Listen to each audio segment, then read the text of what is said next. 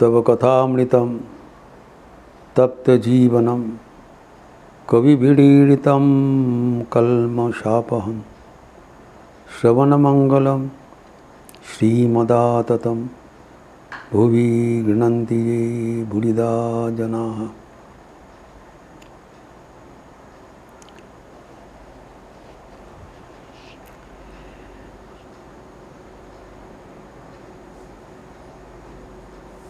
श्री रामचंद्र जी द्वारा शबरी को दिया हुआ जो नवोदा भक्ति का विश्लेषण में हम लोग देखा है, छठा भक्ति में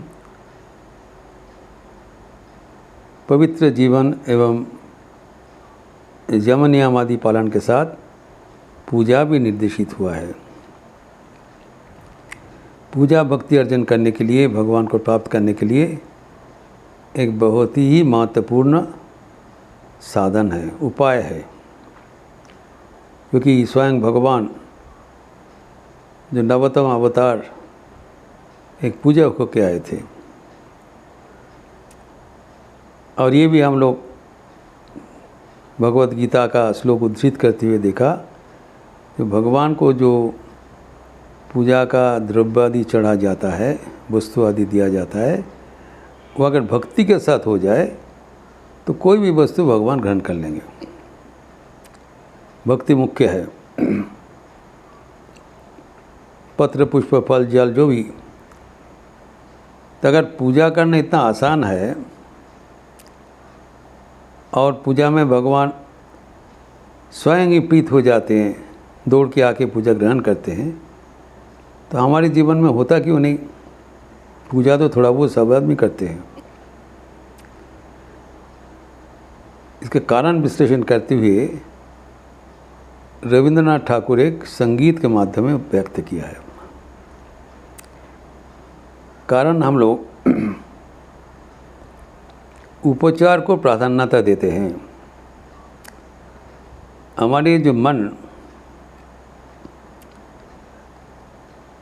हमारे मन में सत्वगुण से ज़्यादा रजोगुण तमोगुण है। पूजा सात्विक होना चाहिए, जहाँ पर उपचार का प्राधान्यता नहीं होगा, भक्ति प्रधान होना चाहिए। लेकिन इसके अंतराय है हमारे स्वयं मन का रजोगुण। रजोगुण में क्या हमें विभ्रांत करते हैं। हम समझते हैं कि ईश्वर भी हम जैसे हैं, वो उपचार से भूल जाएंगे, संसाधन से वो आकर्षित होगा। ये गलत है। इतने उपचार का आयोजन करते हैं, उससे इट बिकम्स काउंटर प्रोडक्टिव। ये हम नहीं समझते हैं। उससे हम भगवान से ही दूर हो जाते हैं। संसाधन करके सब लाना इतना आसान चीज़ नहीं है। हम लोग बहुत कष्ट करके भगवान को तुष्ट करने के लिए जो कहते हैं, उससे हम ही वंचित। भगवान रुष्ट नहीं होते हैं, लेकिन हम ही वंचित हो जाता है। We need not think that God becomes angry with us. आप अच्छा दो बुरा दो, सभी भगवान ग्रहण करेंगे। पत्र पुष्प देने से भी चलेगा और राजभोग देने से भी चलेगा। लेकिन जब हम राजभोग का आयोजन करते हैं, उसमें हम भगवान से दूर हो जाते हैं। कैसे दूर हो जाते हैं? ये संगीत के माध्यम में बताया। जो रविंद्र संगीत में है, बहुत प्रसिद्ध रविंद्र संगीत है। मैं कई बार उल्लेख भी किया है, लेकिन यहाँ ये प्रासंगिक है, रेलेवेंट। তোমার পূজার ছলে তোমায় ভুলেই থাকি, বুঝতে নারী কখন তুমি দাও যে ফাঁকি। ये पूजा नहीं है, पूजा का छल हो रहा है, पूजा का प्रदर्शन होना है। ये जो नाना प्रकार के उपचार सजावट करके हम देते हैं, ये it is caricature of worship. असली पूजा नहीं है, नकल पूजा है। पूजा का छल में हम हमारा जो मनोवासना उसको चरितार्थ करते हैं। तुम्हारा प्रयोजन नहीं है, आपका तो प्रयोजन खाली फल और जल से होगा, भक्ति प्रयोजन है। हम भक्ति नहीं देते, भक्ति जबकि हमारा है वो हम अपने पास रख देते हैं, और जितने आसार चीज़ सामने खड़ा करके भगवान से खुद दूर हो जाते हैं। The tragedy of our life, जो कि रविंद्रनाथ बहुत सुंदर ढंग से प्रस्तुत किया। पूजा का छल में मैं आपको भूल जाता हूँ और ये समझ में नहीं पा रहा हूँ, आप ही हमारे विभ्रांति सृष्टि करके आपने को छिपा लेते हैं। भगवान आपने को छिपा लेते हैं। हम आई गेट डिल्यूडेड, बिविल्डर्ड, भगवान हमें फांकी देके चले जाते हैं। अत्यंत करीब रहते हुए भी हमारी दृष्टि भगवान से अलग कर देते हैं। तो कैसे? फूलेर मालाए, फूलेर माला दीपेर आलो, धूपेर धोआर पेছন হতে पायनी सुजोग चरण ছোঁয়ার। तो हम भगवान को कैसे पूजा करते हैं? ज़रूर एक पुष्पहार चाहिए, फिर दिया चाहिए, ये तो मिनिमम रिक्वायरमेंट। पंचोपचार में गंध पुष्प धूप दीप नैवेद्य इत्यादि, तो पुष्पहार चाहिए, फिर दिया चाहिए, दिया का आलो रोशनी, और अगरबत्ती तो अवश्य चाहिए। तो फूलेर माला दीपेर आलो धूपेर धोঁয়ার পেছন হতে पायनी सुजोग चरण ছোঁয়ার। इतने जो उपचार का हम पीछे चले गया, उपचार सामने आ गया, तो मैं आपको चरण स्पर्श करने का अवसर नहीं मिल रहा है, सुजोग नहीं मिल रहा है, इन लोग को आगे बढ़ा दिया। और इससे भी आगे स्तवेर बाणीर आड़ाल टानी तुम्हारे ढाकी। एक तो मैं पीछे चला गया और आपका जो अवशिष्ट था उसमें स्तव का विराट उपचार, नाना प्रकार का स्तव स्तुति हम सोचते हैं, आवृत्ति करते हैं, सुनने में बहुत अच्छा होता है, बहुत आदमी तारीफ़ करते हैं, बहुत अच्छा बताया, वाह क्या चमत्कार जो आवृत्ति किया। ये जो स्तवेर बाणी क्या किया? आई हैव सेपरेटेड यू, आपको कवर करके मैं स्तव उड़ाते हैं। समझते नहीं हैं कि आप सामने बैठे हुए, सामने विराजमान रहते हुए भी हमारी दृष्टि का बाहर चला गया, हमारी बेवकूफ़ी पे। तो इसका निष्कर्ष क्या है? अभी क्या करना चाहिए को भी बताते हैं। वो कहते हैं ये सब अनावश्यक है, कारण देखबो बोले यही आयोजन मिथ्या राखी।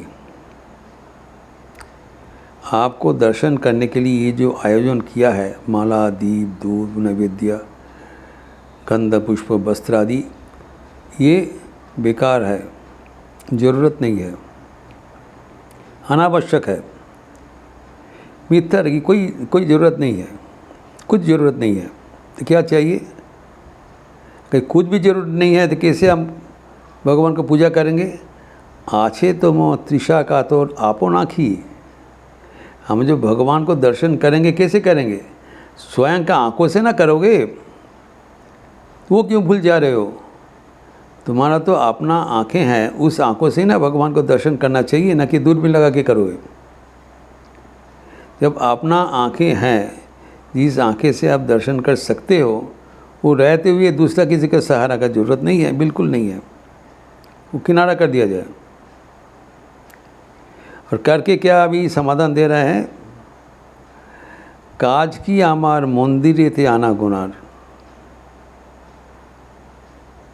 मंदिर में जाके पूजा करना, ये जो हमारे मन में कभी कभी आता है कि मंदिर में पुजारी है, वो तो कितना सुंदर ढंग से ठाकुर को पूजा करते हैं, लेकिन हम लोग तो सब आदमी वैसे नहीं जा सकते हैं।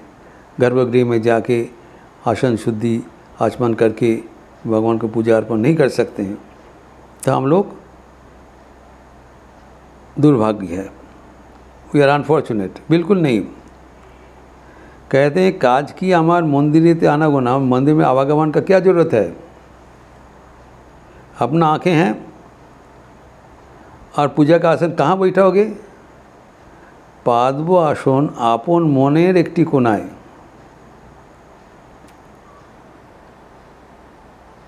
और सरल प्राणे नीरव हुए तुम्हारे डाकी। आखिर बात बता दिया।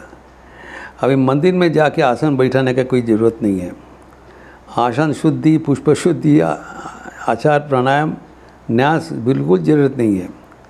अपना मन में एक कोने पर, ठाकुर कहते हैं भगवान के कहाँ पुकारोगे? मोने बोने कोने, मन में बोन में कोन में।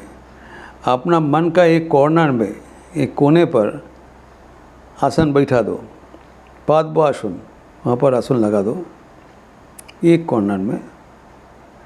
और जो पूजा का विधि क्या है? पहला दो चीज़ चाहिए, सरल प्राण और नीरवता, silence. Silence is the best language for communication with God, ये कहा गया है। भगवान के साथ बातचीत करने के लिए कोई शब्द, अलंकार, स्तव, स्तुति का बिल्कुल ज़रूरत नहीं है। वो अंतर्यामीन है। उनके साथ बातचीत करने की कोई भाषा का ज़रूरत नहीं होता है। लेकिन नीरवता का प्रयोजन है। हमें भगवान का वाणी सुनने के लिए आतुर रहना चाहिए, न कि हमारा वाणी सुनाने के लिए व्याकुल होना चाहिए। भगवान कुछ कह रहे हैं, वो कुछ निर्देश दे रहे हैं, उनको वाणी सुनने के लिए ना हमारे व्याकुलता होगा। तो और सरल होना पड़ेगा, इसमें विश्वास होना चाहिए। और नीरव होकर अगर आपको पुकारेंगे तब हमारे ये पूजा सार्थक हो जाएगा। तो ये जो अद्भुत वाणी सुनाया कि भगवान को पुकारने के लिए कोई आयोजन, उपचार, अलंकार, उपहार कुछ नहीं चाहिए। और ये जो बताया था पत्रम पुष्पम फलम तो वो भी नहीं चाहिए। वो जो दे रहे हैं ठीक है, जिसको पूजा करना है करने दीजिए। लेकिन आम जनता के लिए, सबके लिए एक मानस पूजा ही विधेय है। आप लोग के भीतर अधिकांश मंत्र दीक्षित है, आप जानते हैं। गुरु जब मंत्र प्रदान करते हैं, प्रत्येक का गुरु जब मंत्र प्रदान करते हैं, तब जप करने के पहले मानस पूजा का विधान दिया है। जो हृदय मंदिर में भगवान का जो आसन बिछाकर आप जिस ओर से देख रहे हो उसी ओर से भगवान ही बैठे हैं, इसी कल्पना करते हुए मानस पूजा करें। मानस रूप से भगवान को पूजा करें। कोई भी अचूपचार का जरूरत नहीं है, नथिंग इज नेसेसरी। माला, दीप, धूप कुछ नहीं धुना। तो मानस होकर भीतर में भगवान का उपस्थिति जो है, ये कल्पना नहीं है, उपस्थिति अपनाते हुए, याद करते हुए, दोहराते हुए, try to feel the reality that God is present within you. और ये सरलता होना चाहिए, विश्वास होना चाहिए, एवं मौन होकर भगवान को प्रार्थना करें। अपना अंतर का भक्ति, श्रद्धा, अर्घ्य निवेदन करें। वो खुश होकर ले लेंगे। हमारी इतना झमेला, उपचार, आयोजन जो कि हमें भगवान से दूर कर देते हैं, उसको दूर न करें, तभी हमारा पूजा सार्थक होगा। तो ये जो अद्भुत वाणी रविंद्रनाथ ठाकुर का है, वो जीवन में अपनाना पड़ेगा, तभी हम आगे बढ़ पाएंगे। तभी हमारा जीवन ये पूजा करते हुए सार्थक एवं सफल हो जाएगा। इस प्रसंग और भी आगे बढ़ाते हुए हम अगले दिन चर्चा करेंगे। ओम शांति शांति शांति। हरि ओम तत्सत। श्री राम कृष्णार्पणमस्तु।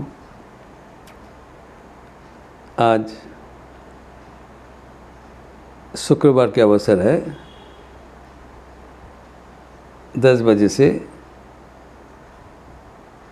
लखनऊ शारदा संघ का क्लास माँ की मधुर स्मृतियाँ वो चर्चा होगी। और शाम को संध्या आरती के उपरांत नारद भक्ति सूत्र का प्रवचन बनाई है। आप लोग दोनों में स्वागत है।